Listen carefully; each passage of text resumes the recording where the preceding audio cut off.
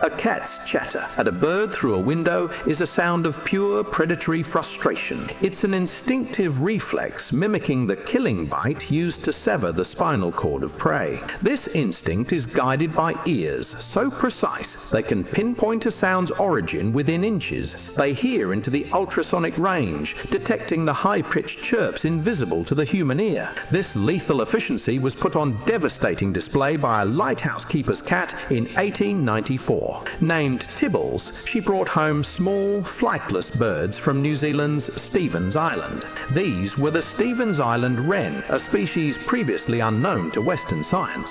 By the time it was classified, Tibbles had single-handedly hunted the entire species into extinction.